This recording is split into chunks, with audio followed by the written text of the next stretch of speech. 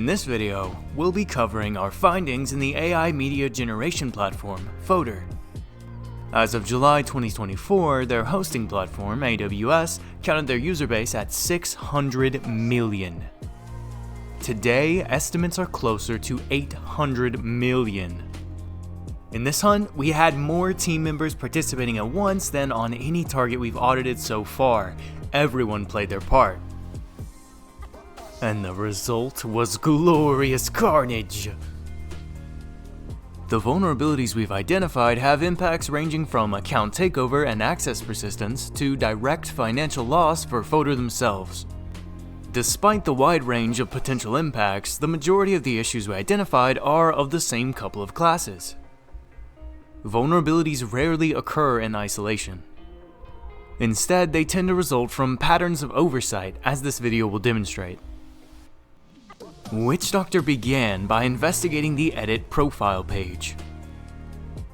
On it were two options: add social media links and edit bio.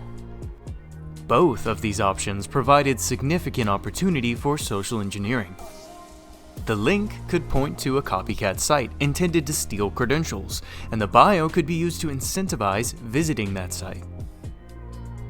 Of course, simply allowing a user to edit their link and bio is not a vulnerability. While these features could be weaponized, they are fairly standard and generally considered low risk.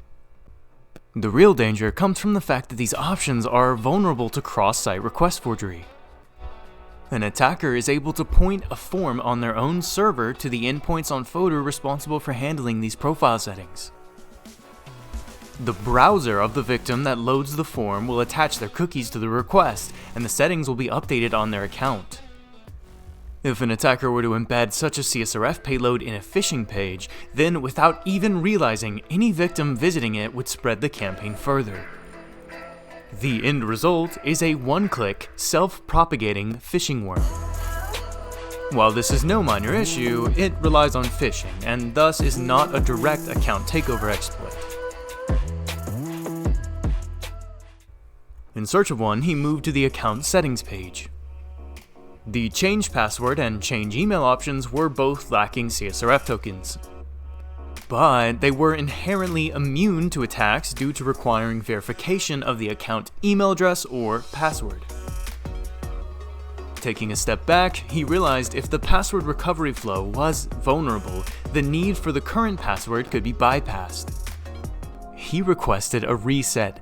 Minutes felt like hours, his fingers tapping on the desk as again and again he refreshed his inbox. Finally, the email arrived.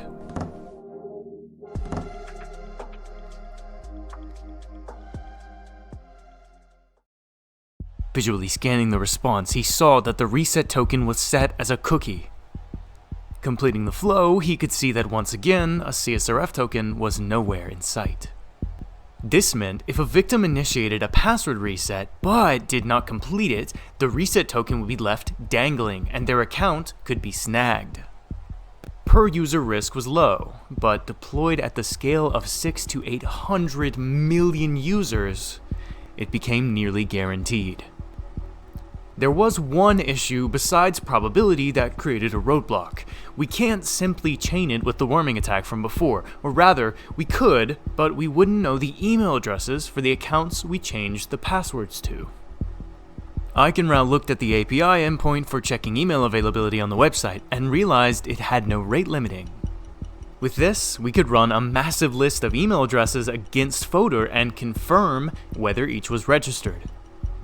Any registered addresses we did find could be sent a link to the payload with a tracking parameter identifying their email address. The next step would be collecting the list of email addresses where the payload was opened. Finally, spraying the password set by it against the compromised accounts.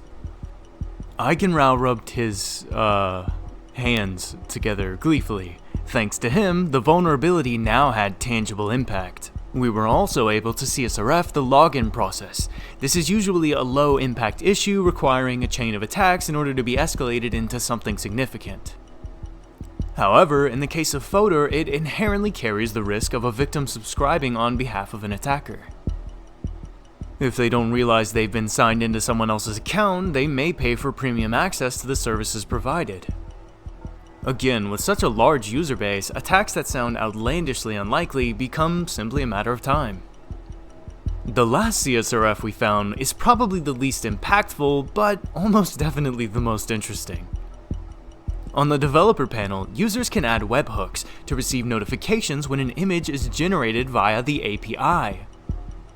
If an attacker were to add their own webhook to a victim's account, they would receive the location of images potentially intended to be private. In more ways than one. The issue we faced is that the API endpoint responsible for adding these webhooks processed the request body as JSON. Typically, this would render CSRF impossible without some kind of cross-origin resource sharing issue. Witchdoctor realized that the content type request header was not properly validated, and in the process rediscovered a relatively niche technique, which we covered the technical details of in our last video. Sorry scrolled through the documented findings, a strange blend of glum resignation and deep contemplation in his expression. User account security was his main area of interest, but the well was dry. There was nothing left to do. Or was there? While we already had a couple of avenues by which to compromise accounts, we likely wouldn't hold them for very long. As mentioned before, when changing the email address, you must verify the current one with a code sent to the inbox. This means that any victim of account theft would simply be able to request a password reset and lock out the attackers. Well, if not for sorry, that is. He opened the change email form, entered an invalid code, and simply edited the response to indicate a successful verification. The JavaScript responsible for handling this response sees the success message and pops the next stage of the form, where the new email address is entered. Sorry was then able to complete the form, only ever verifying the new attacker-controlled email. There was no server-side validation that both stages had been completed.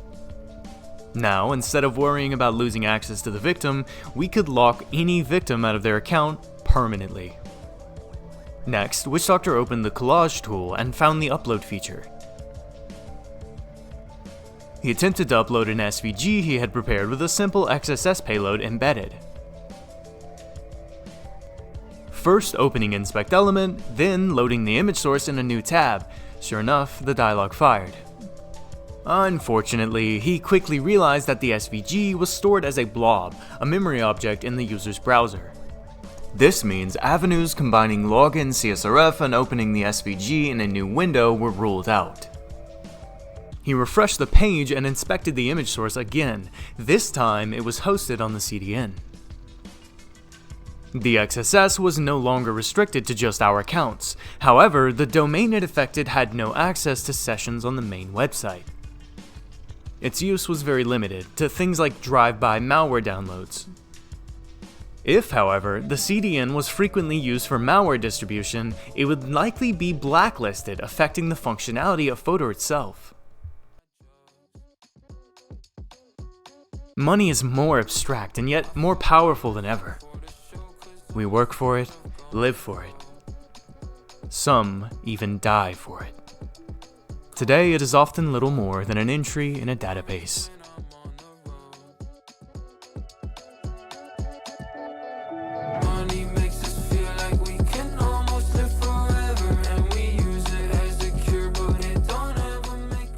If you've been watching a while, you probably knew this was coming. We had to do it. We can't not.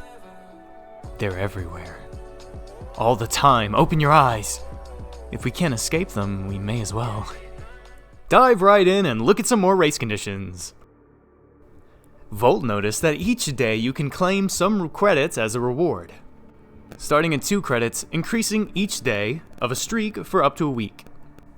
By stacking HTTP requests to claim the daily reward in a single packet, Volt is able to make Fotor process all of these requests simultaneously, exploiting a time of check, time of use, or TOC/TOU race condition. Each thread performing the check sees that the reward is not yet claimed and grants the 2 tokens. this enabling us to multiply the tokens received by the amount of threads that complete the addition before the reward is claimed. He next looked at the reward center, where more credits could be claimed for taking specific actions, such as visiting affiliated sites or following Fotor on social media platforms. The claims for these rewards were vulnerable to the same attack. He chuckled. Once again, the team was about to be obscenely wealthy in platform-specific virtual currency. TOC/TOUs that result in some numerical limit being exceeded are also known as limit overrun race conditions. Seeing Volt's success, myself, Ton of Bricks, immediately knew what to try next. If we can multiply all rewards via race conditions, there are almost certainly concurrency issues where the tokens are spent.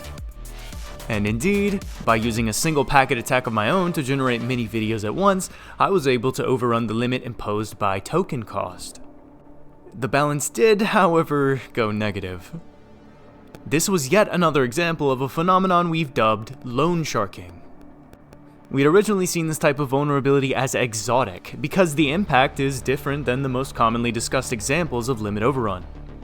Interestingly, this loan sharking limit overrun seems much more common than the traditionally discussed impacts. With a bit more recon, Witchdoctor noticed a link labeled FC conversion. Now, FC are a separate currency from the previously discussed tokens that is generated with other site users' interaction with your posts.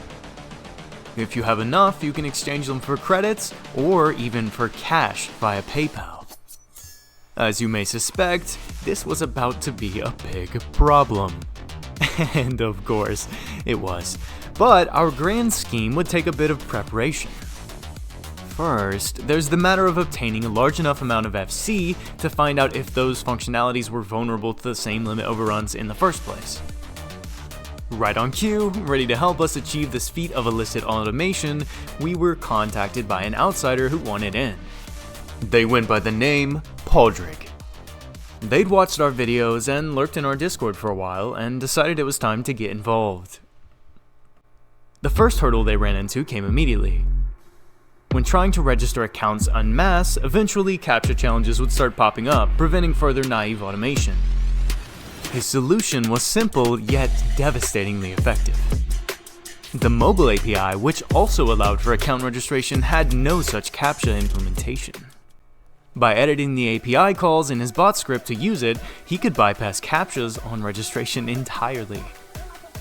From there, it was a matter of scraping the profile of our FC receiving account and liking and commenting on every post via the API. So, we could farm a high quantity of FC, but it seemed that upon cash out, tickets would be manually reviewed. Rat noticed that when downloading someone's image, you transferred their account a portion of your FC.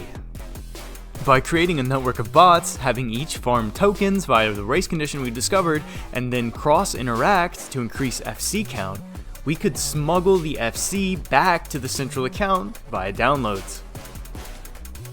Of course, using Burp to achieve this would not be practical.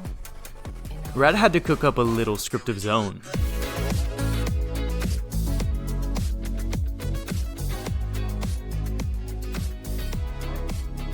Essentially, the script worked by clicking rewards and intercepting the request in Selenium Wire to get the unique signature for the reward claim. Then, sending multiple requests in a single packet, making use of the H2 SpaceX repo. In theory, it would have also generated images and performed the interactions, but after a rather long debate on how to proceed, we never actually reached that point. While it would have been wildly irresponsible to rob them for an obscene amount of money and then to send it back, it also would have been objectively hilarious. In the end, however, we went with the more professional option. We simply tested the conversion of FC to credits, because the implementation of FC to real money was almost guaranteed to be identical. So we wrapped up our hunt and sent the report to Fotor. And to our delight, we got a response. What? Oh no. Never mind, that's just their automated email. Yeah, they never got back to us about that.